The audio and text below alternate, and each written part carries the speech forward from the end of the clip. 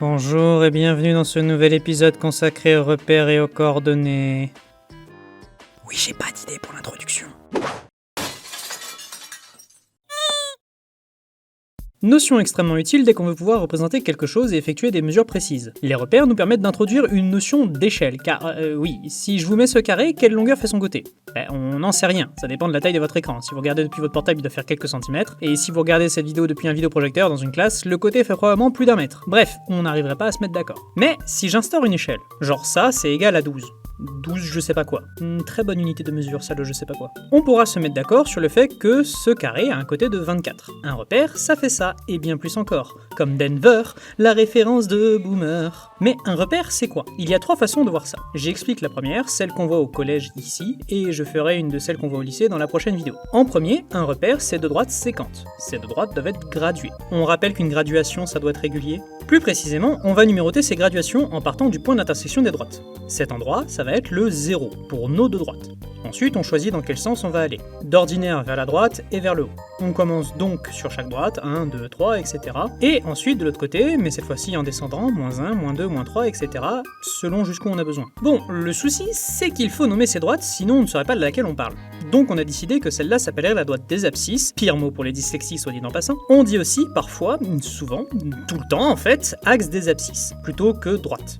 Et celle-là, on va l'appeler l'axe des ordonnées. Si c'est trop long, on leur donne chacun une lettre, X et Y. Oui, comme pour les inconnus, il y a un lien, mais on ne verra pas ça aujourd'hui. Ah, et bien souvent, l'axe des abscisses est à l'horizontale. Et comme on fait en sorte que les deux droites soient perpendiculaires, voilà comme ça, on finit avec un axe des ordonnées vertical. Ça, c'est le repère classique avec lequel on travaille. Ah non, aussi en général, on fait en sorte que la graduation sur l'axe des abscisses et l'axe des ordonnées soit la même. Voilà, un joli repère. Maintenant, apprenons à nous en servir. Le but, c'est de placer des points en se servant de coordonnées, comme à la bataille navale. Tiens, petite digression pour expliquer. Si vous n'y avez jamais joué, trouvez-vous quelqu'un pour le faire des parties, c'est assez simple et les règles se trouvent sur internet. Chaque joueur a une grille avec des bateaux dessus et doit attaquer les bateaux de l'autre en disant des coordonnées. Par exemple, quelqu'un qui dit B5 parle de la colonne située sous B et de la 5e ligne. Donc en fait, la personne parle de cette case. N'importe quelle case peut alors être associée à une et une seule combinaison de lettres chiffres. A9, C7, J5, ainsi de suite.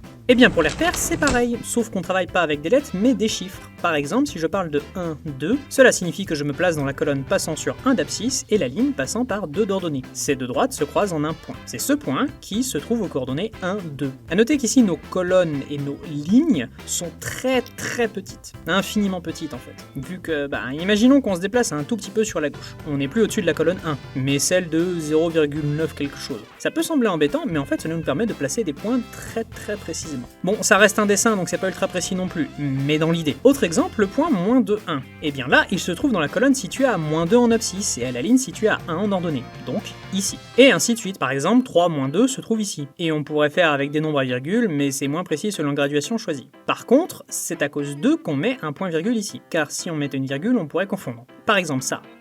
C'est le point 2,12 ou le point 2, 1,2 ? Avec un point virgule, pas d'ambiguïté, c'est le point 2,12. Bref. Et si vous vous demandez lequel représente la ligne et lequel la colonne, sachez que le premier nombre désigne toujours l'axe des abscisses et le deuxième l'axe des ordonnées. C'est pour ça qu'on leur a donné un nom en fait. Et encore plus fort, pour un point comme 3 -1, on dira que 3 est son abscisse et -1 son ordonnée.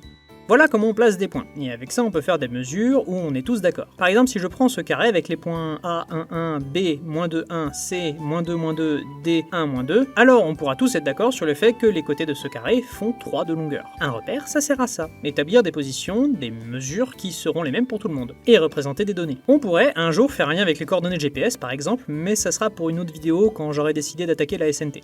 En attendant, m'attends pas.